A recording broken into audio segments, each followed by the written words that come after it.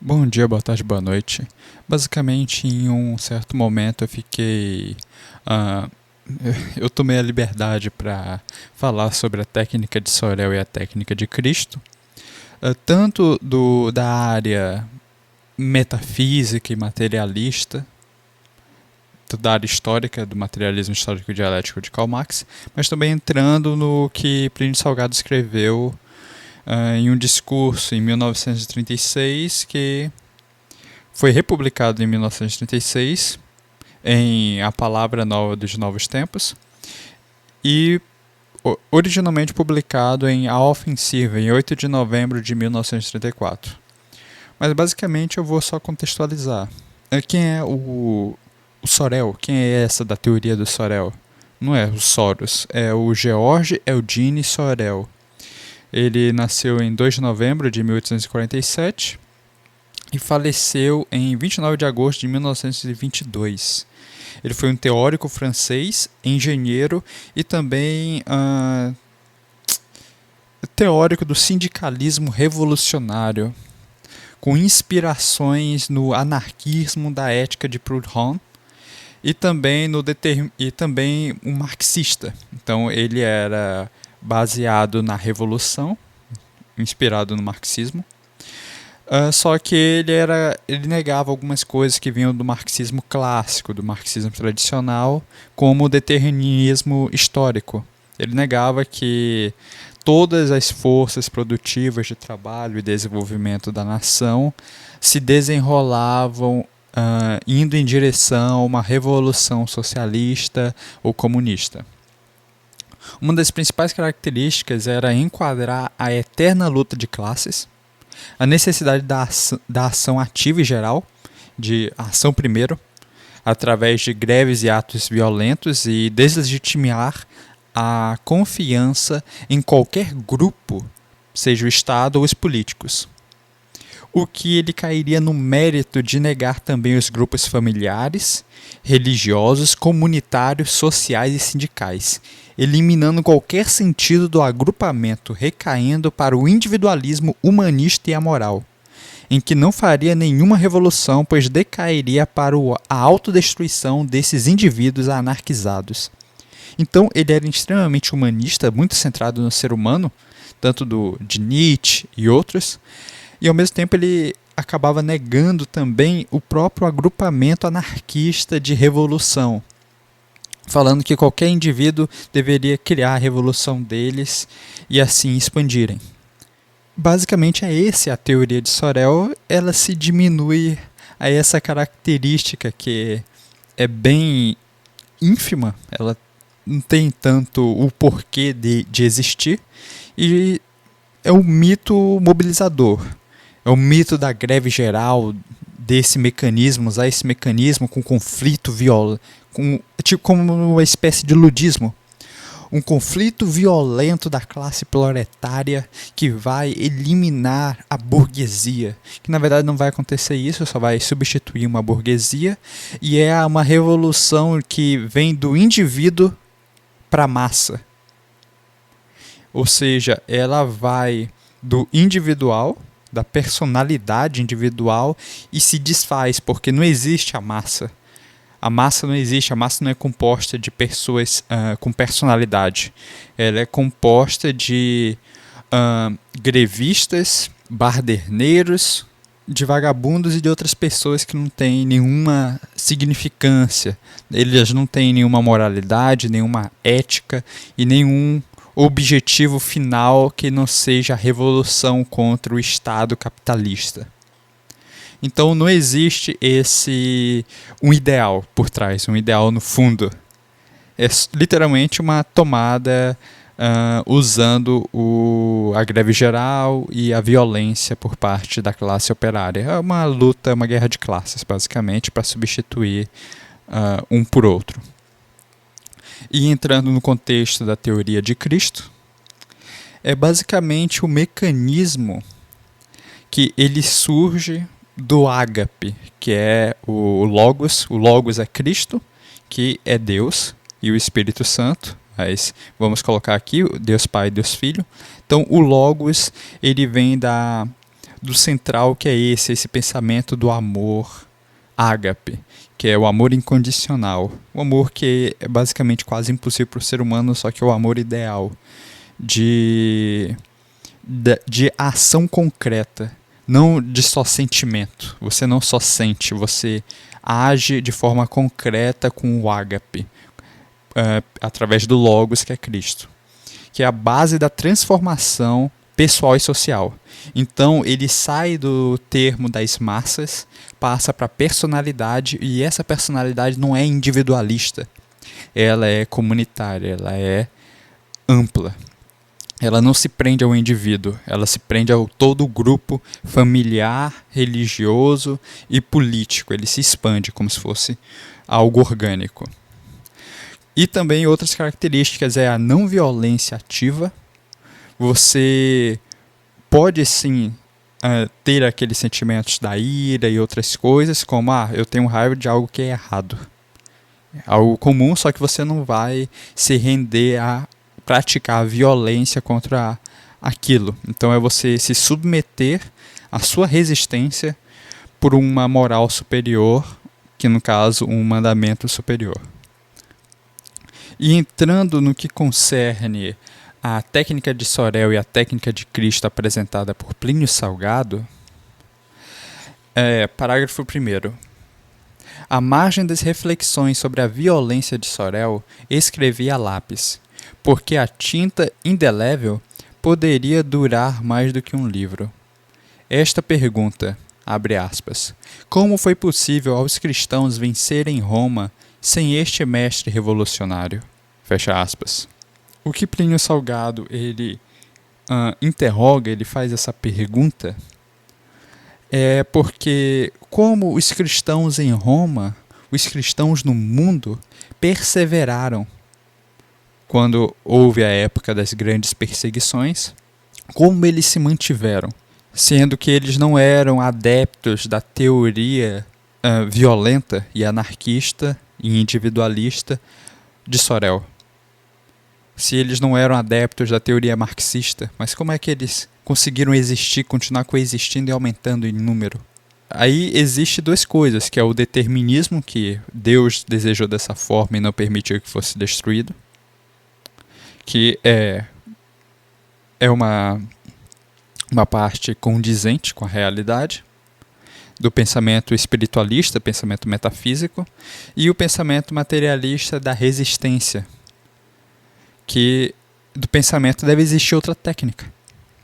O próprio Plínio Salgado escreve: deve existir outra técnica.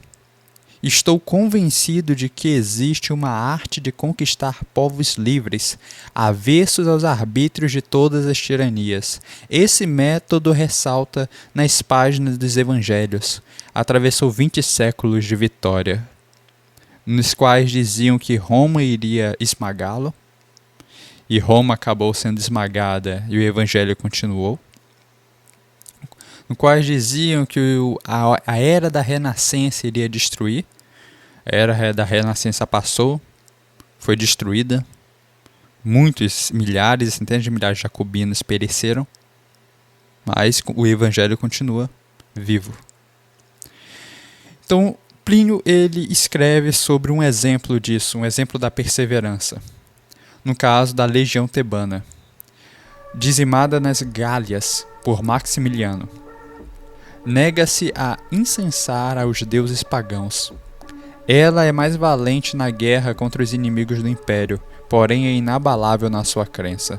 Maximiano manda contar até 10. O soldado sai da fileira e é abatido.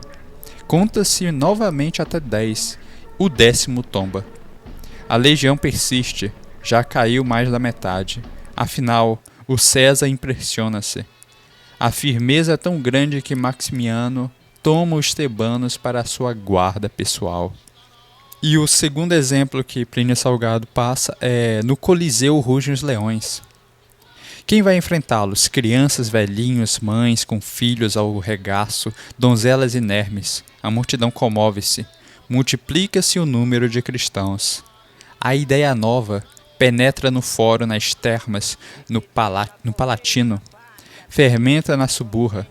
Infiltra-se no exército imperial, brilha nas conversações dos trilícios, fulgura ao fundo das galerias que batem seus remos no Mare Nostrum.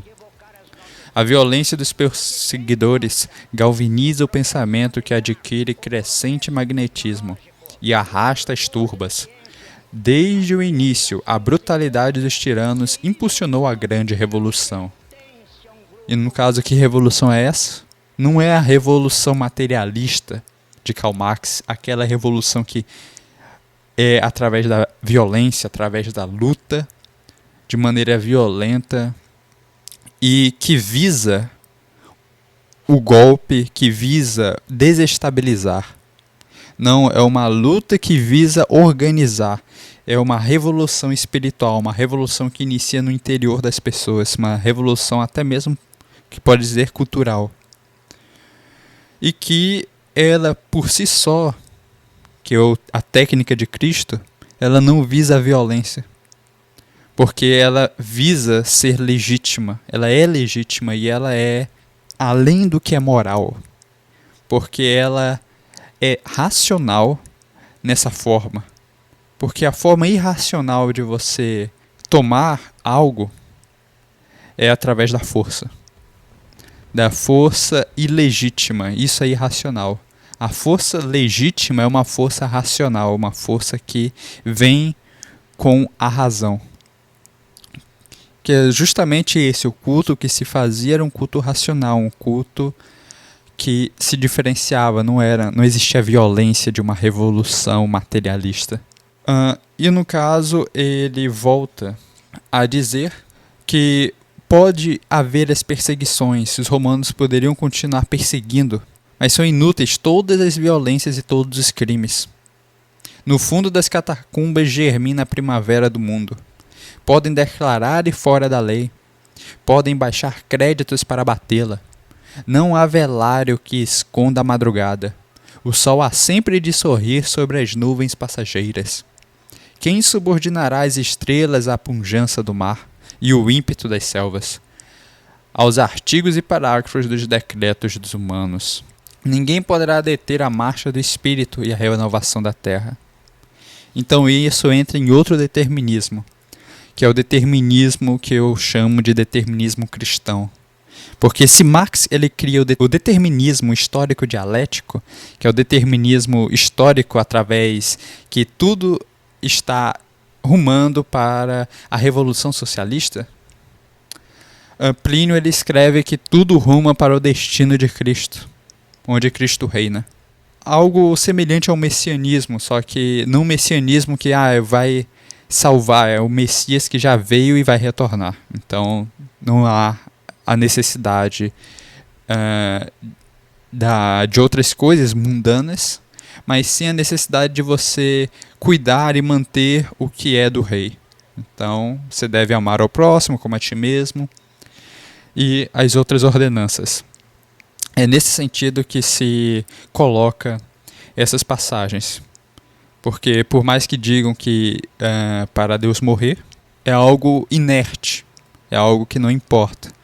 Porque é você dizer para algo que não morre, ou para algo que você acredita que não existir, de não existir. Então você está sendo redundante na própria palavra. E da própria forma da teoria de Sorel, ela fragmentar o terror e hoje em dia poder até ter evoluído para as formas de terrorismo que nós vemos pelo mundo, e também nos terrorismos comunistas que houveram em tentativas de revoluções, como na própria China, que houve um grande extermínio de parte da população, e o terrorismo contra o povo e contra a cultura, e aqui no Brasil que também houve esses crimes, e principalmente no México que houve a perseguição contra os cristãos, contra os católicos e contra os protestantes daquela terra. E como hoje também acontece no território da Judéia, em Israel. Ocorre limitações na liberdade religiosa dos cristãos. Mas aqui, o terror nunca venceu, a técnica de Sorel nunca venceu. Basta examinar a história. O terror dos cossacos, do César, gerou o comunismo. O terror vermelho do comunismo gera o integralismo. O integralismo vai ser a lei da bondade, a lei da harmonia social, a lei da solidariedade humana, do respeito à personalidade.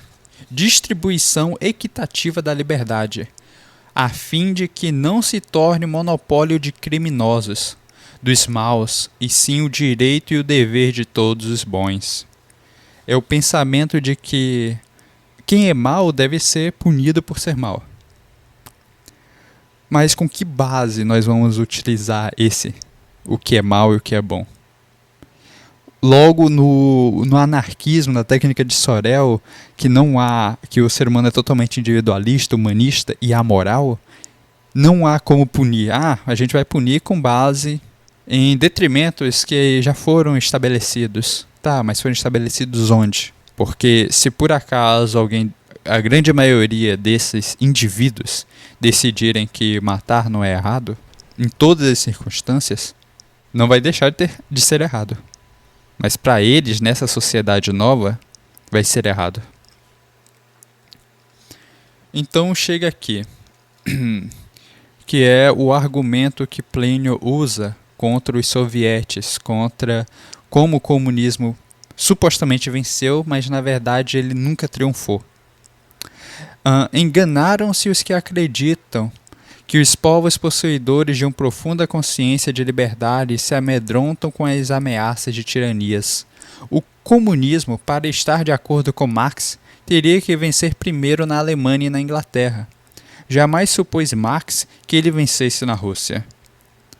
Como também Marx acreditava que os russos eram incapazes, os povos eslavos eram incapazes de ascender até a sociedade socialista comunista, porque havia a caracterização que os eslavos eram povos inferiores. A vitória da violência na Rússia foi preparada pelo hábito de escravidão das massas desde Catarina até Pedro I. Acostumadas ao domínio do chicote, as pobres massas russas continuaram a sofrer o mesmo velho sofrimento das velhas escravidões. A mão agora é outra, mas o rebenque é o mesmo, com mais violência. Então Plínio ele escreve sobre uma estampa de propaganda de uma revista de propaganda da União Soviética, que ele viu uma fotografia de um, entre aspas, posto de ordenação dos sovietes, em que foi formada uma fila de mulheres deixando-se ordenhar como vacas, porque na Rússia era proibido as mães amamentarem seus filhinhos. Essa cena degradante, que apresentam como reclame do regime, demonstra a escravidão de um povo. No Brasil, jamais as mães tolerariam isso. Então ele coloca tanto a característica espiritual como a característica materialista do mundo como uma forma de determinismo para o final. Como Marx ele resume tudo ao simplismo de um determinismo materialista, que tudo está focado na matéria, ele esquece que de diferentes culturas se moldam um futuro e uma representação do que é tolerável e do que não é tolerável, do que é aceito e do que não pode ser aceito. Então, se tem um povo que é escravo, ele tem uma espécie de jugo o tempo todo sobre ele, ele está condicionado àquele jugo, querendo ou não querendo. Como a gente pode falar da China hoje, talvez seja esse jugo. Eles estão acostumados e nem percebem aquilo é o normal. Em detrimento tanto também da parte do Ocidente, das libertinagens do Ocidente, isso é o normal. E das ordens radicais do Oriente, aquilo é o normal. E é exatamente por isso, a teoria de Sorel, eu vou entrar aqui nesta conclusão, ela entra num sentido de ir contra os burgueses, contra o capitalismo, porém ela não se fundamenta no preciosismo de você ter um ideal, dos sonhos e do sentimento de pureza, no caso de um ideal, não a pureza racial, e sim a pureza de espírito, a pureza metafísica, algo que esteja além daqui, algo que extraia por com uma finalidade de bondade, uma finalidade de um ágape, de um amor incondicional. Essa é a finalidade social de transformação. Não, ele quer transformar apenas... vou aqui abrir parafrasear uma frase. Eu não quero mudar o mundo, eu quero estar acima dele. Então é isso, é se colocar como alguém superior aos outros grupos sociais e ver apenas o que é uma classe, um grupo de pessoas, e não ver o todo, que acabaria, no caso do marxismo clássico, exterminando aqueles que são colocados como marginais, como prostitutas, como pessoas com alguma debilidade mental, com incapacidade de empreender na produção. Ou seja, são pessoas à margem da sociedade, elas seriam eliminadas porque elas não são consideradas o proletário. Assim como os burgueses e outros também seriam erradicados. Vou ler a última frase que tem aqui, para ser bem curto e direto. Essa ideia nova, que antigamente no passado era o Evangelho de Cristo, que era as boas novas, aqui no Brasil ele transforma do interesse, da bondade de idealizar um bem comum, e Plínio Salgado dá um nome. Que já existia esse interesse, essa vontade, e ela já era, por poucas pessoas, colocada. A maioria religiosos e políticos nacionalistas, de um nacionalismo ainda nascente, bem anterior ao integralismo. Plínio Salgado pega e dá um nome. Essa nova ideia é o integralismo. Que penetra nas classes proletárias, tão sofredoras, e está penetrando como um memento nas casas dos ricos materialistas e roubando-lhes os filhos moços, mais capazes do que eles, de compreender o drama da pátria. Está se infiltrando triunfalmente em toda parte, nada mais a deterá. Nos bairros sofredores dos proletários, nas casas modestas da classe média, nas pensões de estudantes, nas casernas dos sorteados, nas oficinas, nos campos e no sertão. Nas cidades pequeninas, na selva onde geme o caboclo, junto à guelba, e no oceano, no bojo dos navios. Em toda parte se sente hoje a ânsia que se traduz nestas palavras. Nós implantaremos o Estado integralista. Nesse sentido, para o povo brasileiro que ama sua liberdade até o delírio, a técnica não pode ser a de Sorel, mas a de Cristo. Praticamente desarmada nossas cortes, cujo efetivo aumenta a cada violência que contra elas praticam. Tem a missão de sustentar, como a legião tebana, os princípios imortais de nossa bandeira.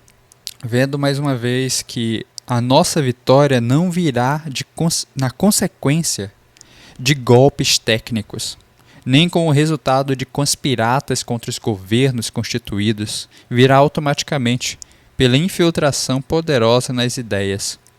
Não estou chefiando este movimento por ambição pessoal. À proporção que ele cresce, vou me sentindo desobrigado perante a história.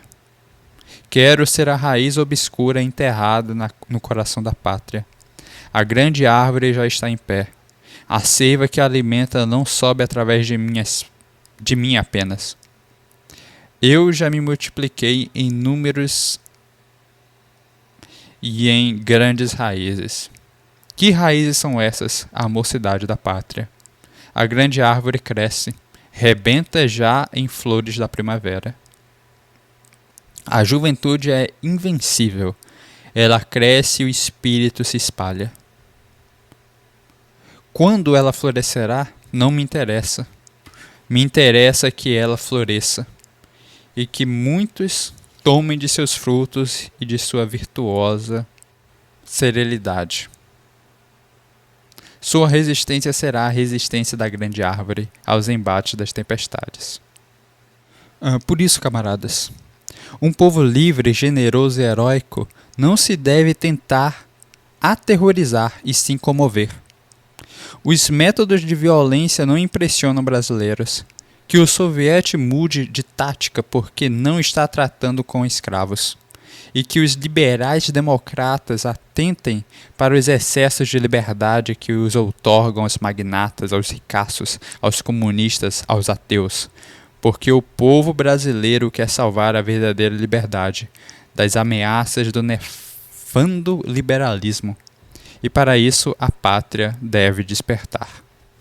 Então, camaradas, basicamente, esse escrito de Plínio Salgado sobre a técnica de Sorel e a técnica de Cristo, ele evidencia uma parte da nossa história que é em um momento onde várias ameaças se fundavam principalmente na não legitimidade, da confiança em políticos enganosos, de juristas que faltavam com a verdade para com o povo e com a transparência, de ministérios que não serviam para nada e de numerosos partidos políticos que apenas serviam para anarquizar e separar a nossa população. Tendo isso como princípio, como fato, o papel do mecanismo central da técnica de Cristo é o amor e a parábola transformadora. É você deixar aqueles mitos materialistas, os mitos amorais de violência, de combate, da forma como ele é feito, e sim você partir para a educação, para uma técnica que você não tenha que sangrar uma nação. Ou seja, o método da ação seria a não violência. A base ética é a ética do amor e do serviço, da ação.